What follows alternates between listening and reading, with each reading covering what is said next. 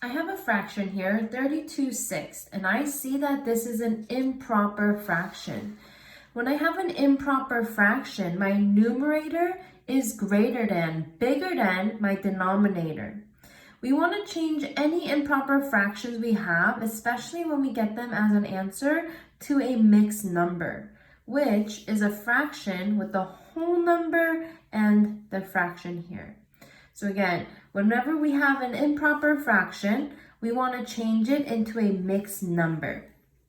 And so when we go back to our problem, we see that we have an improper fraction. Our numerator is greater than, is bigger than our denominator. And it's our job to change it to some sort of mixed number.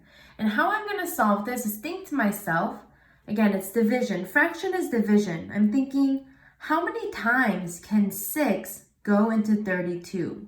How many times can 6 go into 32? And to solve this, I'm going to use my drawings of the fraction strips. So what I'm going to do is first start off by drawing myself a few holes. And the reason why I'm drawing myself a few holes is I am right now thinking about how many holes, how many of my 6s can go into 32? How many holes can I create? So what I'm doing right now is creating maybe 6 or 7, I might draw 6 or 7 holes to just set my problem up. And remember, each one of your holes, they start all at the same spot and end all at the same spot. You want to be as exact as you can. And now looking back at my fraction, 32/6. I know that my denominator always tells me how many parts my whole is going to be cut up into, how many equal parts there are in total. So I'm going to take one at a time, and I see my denominator is 6. So I know I need to cut up one whole into 6 equal parts. So now I have 6 equal parts that make up that whole.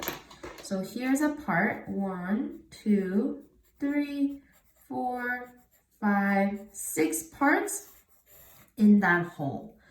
And so what I'm going to do is I'm going to create all the other parts in the other holes. And I'm going to make sure that they're all lined up the same.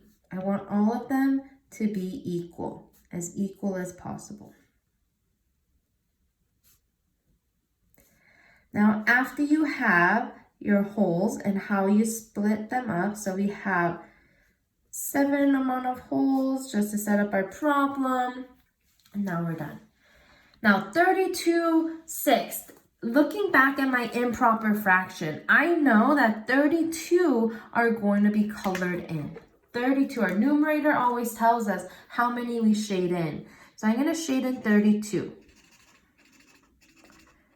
5, 6, 7, 8, 9, 10, 11, 12, 13, 14, 15, 16, 17, 18, 19, 20, 21, 22, 23, 24, 25, 26, 27, 28, 29, 30, 31, 32.